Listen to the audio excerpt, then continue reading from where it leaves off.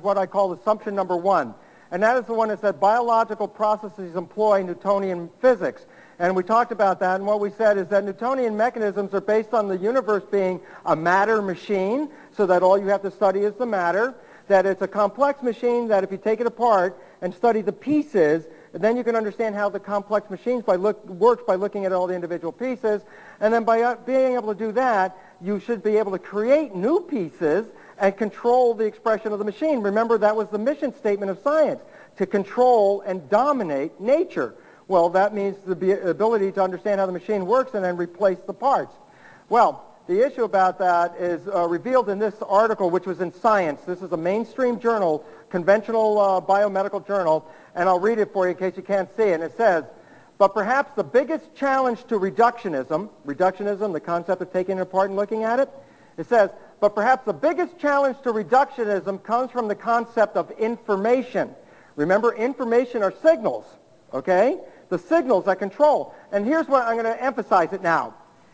It says, in biology, information is carried and received by molecules, which is fully consistent with the reductionist principles of physics and chemistry.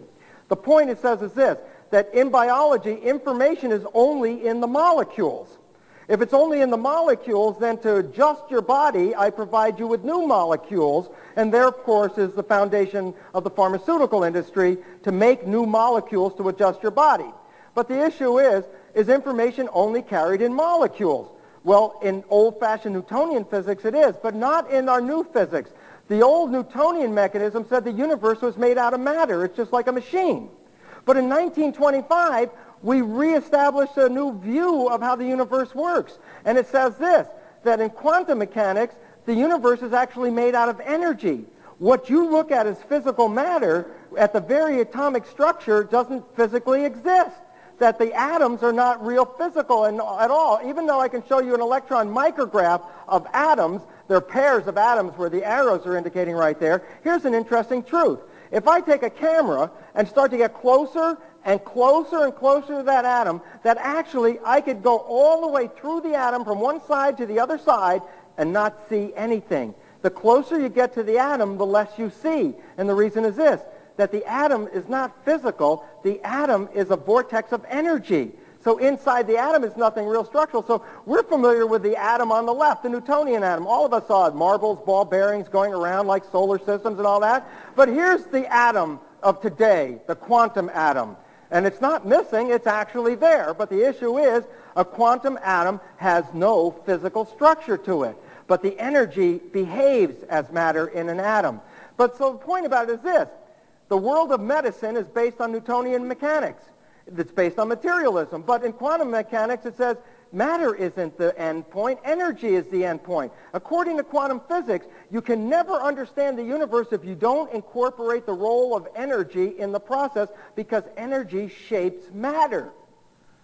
Number two, the concept of reductionism. Sure, I can study atoms, how they connect to each other, and look at that as physical atoms, but the point is, atoms are not like marbles. Here's the edge of this marble, here's the edge of that marble. I can say this marble is separated from this marble, but the reality is this, they're energy. There are no edges to them.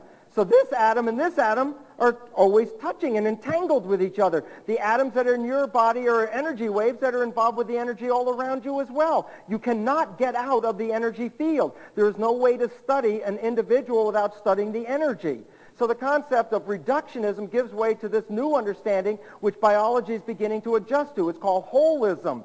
It says everything is entangled. I can't just look at one little part and say that part is wrong, because that part is connected to all the other parts. So the bottom line is this, we're pulling back, rather than looking at reductionism, we're pulling back and looking at holism. How your health is not just a matter of the physical structure in here. How your health is related, it's related to the environment and how you fit into the environment. So a doctor or a health practitioner much concerned about how actions in your family dynamics, community dynamics, work dynamics, because all of those are contributing to the functional structure of your own body. So the fact is, looking at little things and blaming little points has been an error, because we now recognize that reductionism is not the way of seeing science. It's holism. And then, of course, the concept of determinism falls out completely, because you can't ever determine all the interacting events that lead to a process. And the result is, actually, there's a theory in quantum physics, not a theory, it's a principle called the principle of uncertainty by Heisenberg. And it says the more accurate you try to measure something, other parameters of that disappear, so that you can never actually determine anything. So we've tried to live best we can, but we can't ever really come to that belief of controlling in fullest how we live on this planet. I bring this paper up, Detecting Individual Atoms and Molecules with Lasers.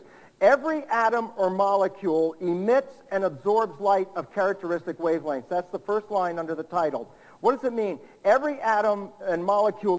So every atom or molecule in your body is not only giving off energy, but it's receiving energy, and the energy it receives will alter its expression. So what does that mean at the L level?